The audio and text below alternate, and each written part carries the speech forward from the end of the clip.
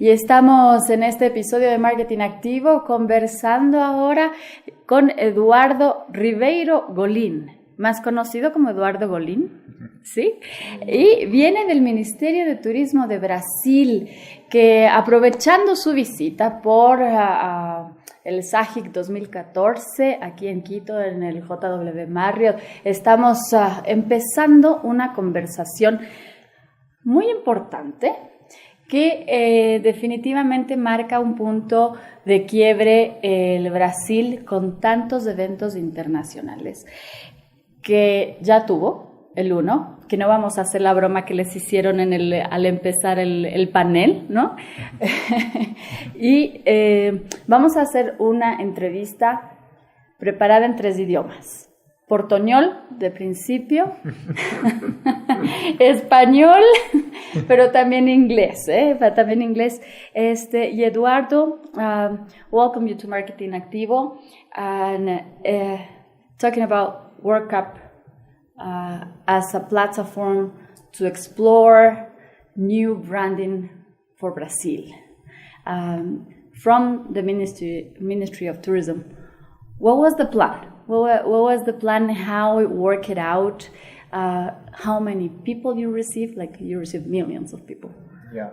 So I'll try to speak in English. Like that was like a major event.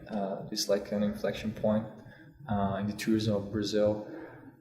So we prepared ourselves for the past 5 years, like to hold this event, and so we spent like $12 billion like in infrastructure, urban transportation, stadiums, security. So that was like a very good event for us to anticipate the investments that we needed to do.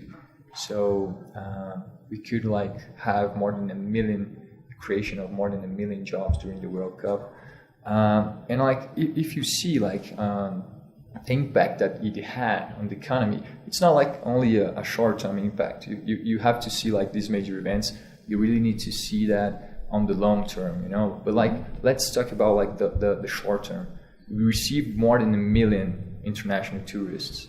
More than 3 million Brazilians traveled within the country to watch the games and to participate to in this party, you know.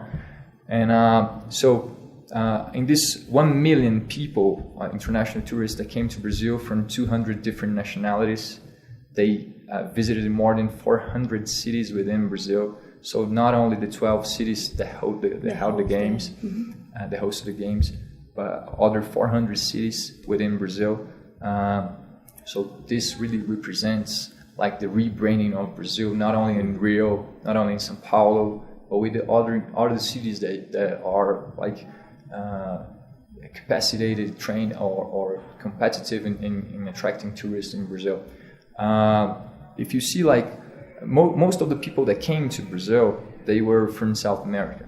You know, like South America, Argentinians were like in the first place. More than 160,000 Argentinians came to Brazil. And of course, in the second place, you had the United States, not from South America, but it's still in the American continent. And more than 110,000 people came from North America.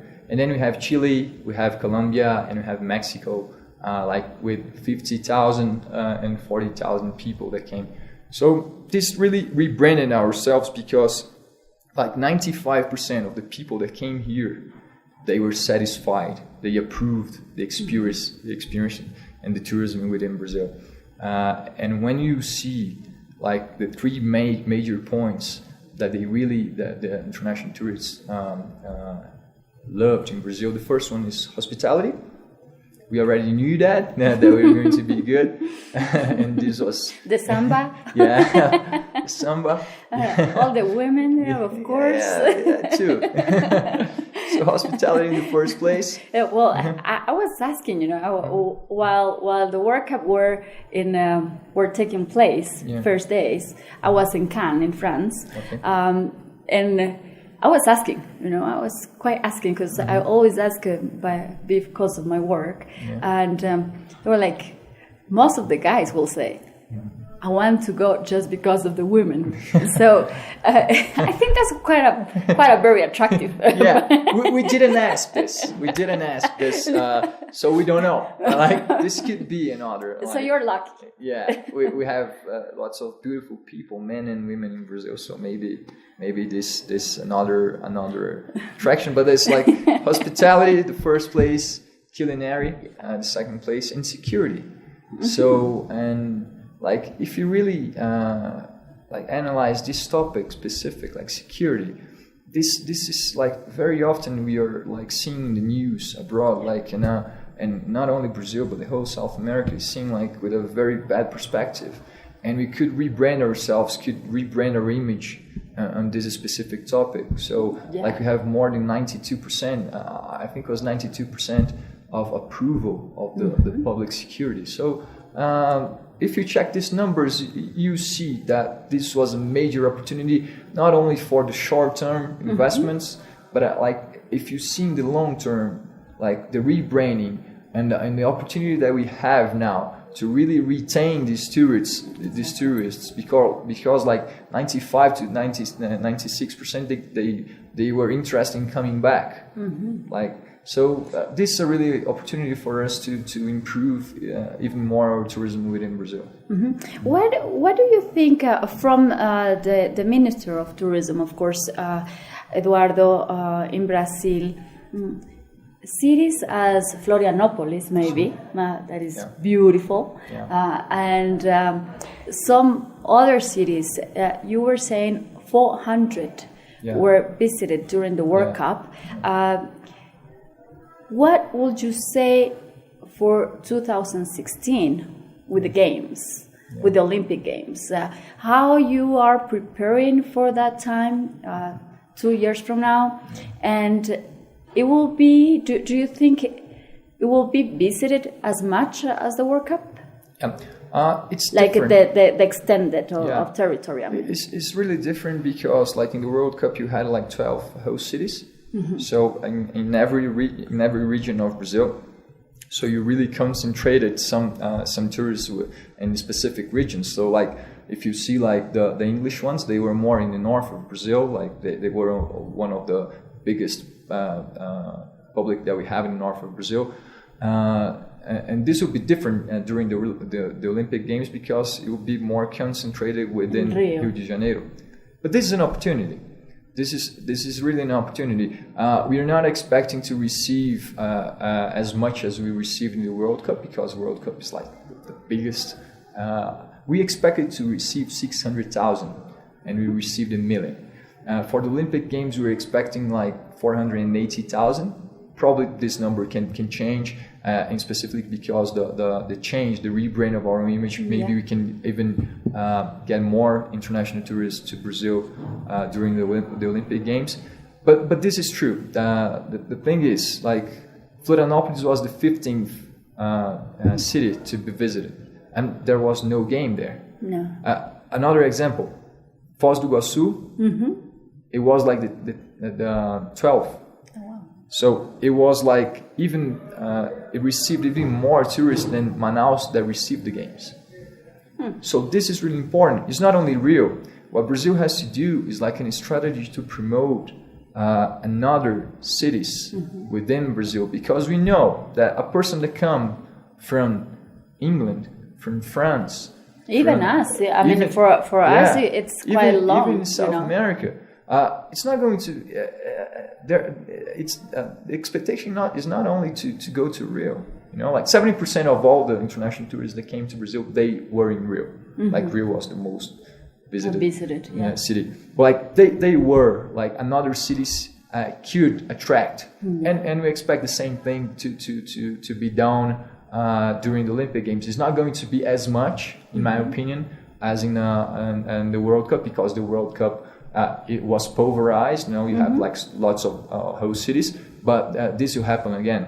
We are sure about that. One other thing is, like, when we're talking about international tourists that come to Brazil, 80% spend more than a week in Brazil. That's very important, because that figure gives you the idea of how much they are spending also. Yeah. And how long they were staying? If they stay for further than a week, I mean, saying a week, 7 days. Yeah, the average was 13 to 15 days, and they spent like, if you check an individual expenditure, it was like $2.1 thousand. So it was pretty good, you know. Like, and of course, the Australians and the Mexicans, they were the ones that spent more. They spent more than $3,000, but like the average was $2.1 thousand. And if you see like for the whole period, like the direct expenditure was like up to $1.6 billion, was like 60% more in the same period in 2013. So those are the figures on having the World Cup in one country. And it was really nice to have it in South America, of course, you know. Even when Brazil, sometimes it's looks like another continent by itself, you know. And we have here at the SAHIC convention talking a lot about Brazil and investments in Brazil, and talking a lot about the bureaucracy in Brazil. What do you have to tell me about it? If I will be a hotel or an investor that want to do something in Brazil, what is this bureaucracy that everybody was talking about here? Yeah, I think there are two things in this specific topic. One is that, like, even though the bureaucracy that exists in Brazil, we're expecting just in the hotel sector more than 11 billion reais, so $5 billion up to 2016 investments in hotels within Brazil. So probably a little bit less than 400 hotels within Brazil are going to be launched up to 2016. So this one thing, like, even though there are some problems or some things that we need to improve, the investments are being made. When we're talking about bureaucracy, we're basically talking about an agenda that we have that is basically to really increase the competitiveness of Brazil as a tourist destination, as an investment destination. So we really need to improve, and if you say like our labor laws, our environmental laws, our taxes, like you already know that, but it's not that simple. Like, it's very easy to know that it needs to be changed, but the thing is that it was important for some time to be like that. You know, like we could, like, for the past years, like if you look like from 1992 up to now, we just included more than 45 million people in the middle class in Brazil. So we're like the growth of Brazil for the past years is like amazing. Of course, this year is a little bit less than the others, but like if you see in the long term and the tendency for the next years, you see our growth keep growing. Yeah, we'll keep growing. So our inflation, we're expecting it to be less in 2016, up to 4.5%. So like we have like very good a sound macroeconomic policy, but we need to improve our agenda of competitiveness. And it's not only about bureaucracy that we told, like labor laws and these kind of things, but it's also about being able to increase the standards, the skills of our professionals, of our people. No? So like during the World Cup, we trained more than 90,000 people. So we were talking about waiters, we were talking about taxi drivers, we were talking about people that work in the hotel reception. But we need to improve that. We need to really raise the bar and think about even attracting schools like Cordon Bleu or even hospitality schools to Brazil, or doing exchange programs, sending some students abroad in order to really raise the standards of our education. This is another important part. So the competitiveness agenda in Brazil, it passes through a framework, a legal framework that needs to be improved, and we know that. And it passes through the points that we already talked about. It passes through the training to raising the skills of our people. and it passes through also to being able to promote ourselves better. So the World Cup was very good in this specific point, and being able to really create better conditions to access the credit. So this is another thing. Like if you check the scenario that we had, like in 2013, we probably spent like $500 million like in credit with the tourism industry. Like for the past 3 years, we spent like $15 billion. So it's really different. This is something that we need to improve the conditions. Of course, we need to.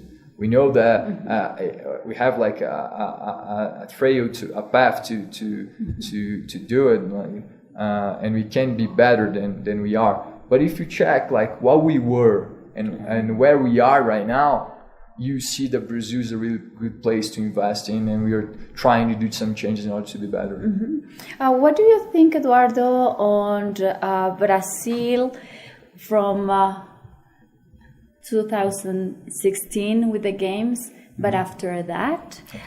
There are some people on some news, of course, that even Greece with crisis, the economic crisis that live in Europe, and Greece were host for the Olympics game 10 years ago, if I'm not wrong, and now it's like a white elephant.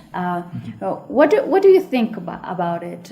What is going to be in Brazil after the Olympic Games? We have this major, huge event that was the World Cup. We talk about it. We talk a little bit about the Olympic Games. And what is going to be after that? What is going to do Brazil after that to keep growing, or at least maintain all the growth? You know? Yeah. The question about white elephants, it is made like in every single country that hosts a big event. Like it's again, if you look like if you really expect only the stadium to be profitable itself, I don't think this is the case. You have to see like just one example, no? Like if you look like the stadium of Brasilia, every event that is made in the stadium of Brasilia, it probably generates an income of 12 million reais, so $5 million. It improves like the generation of the revenue of the commerce in the city in 30% within like in the boundaries of the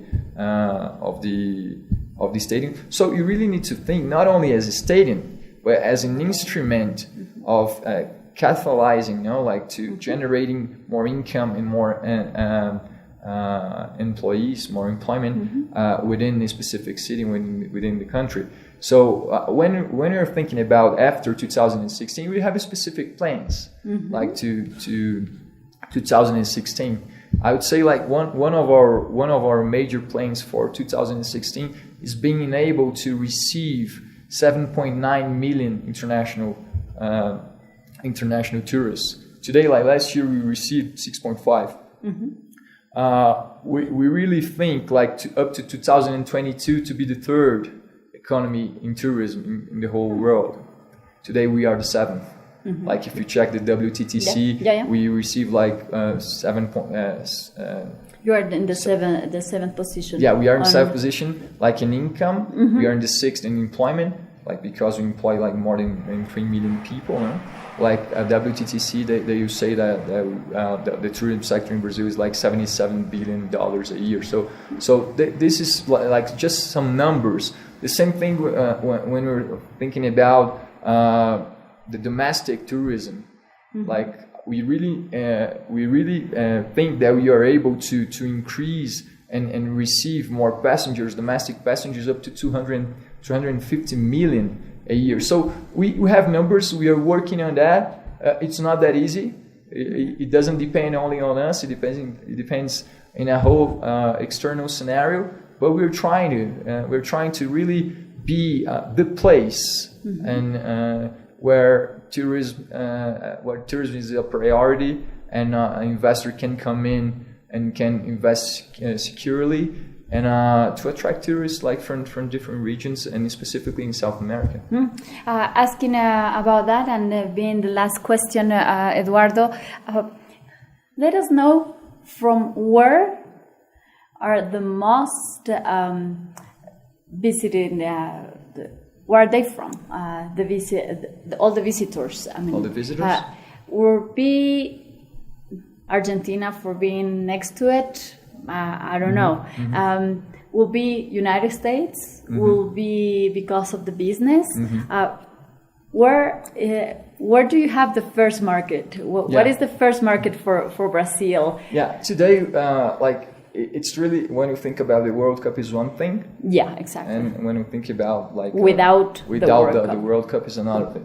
So during the World Cup is basically after the World Cup or not considering the World Cup, Argentinians, Americans, and Germans are like our three biggest. You have Uruguayans.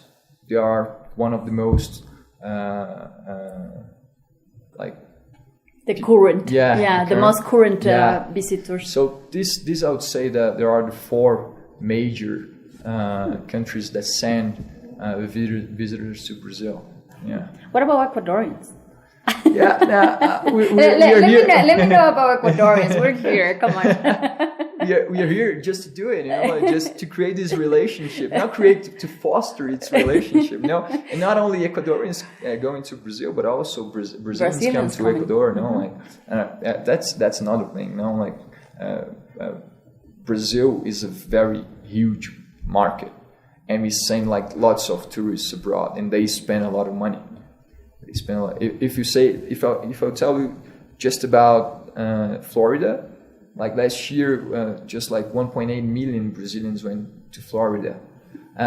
We are able, if we create these conditions to retain within South America these tourists, and we have to work specifically towards that, I think. So that's an invitation for us to work closely with other South American countries in order to prepare a better environment for tourists within the continent.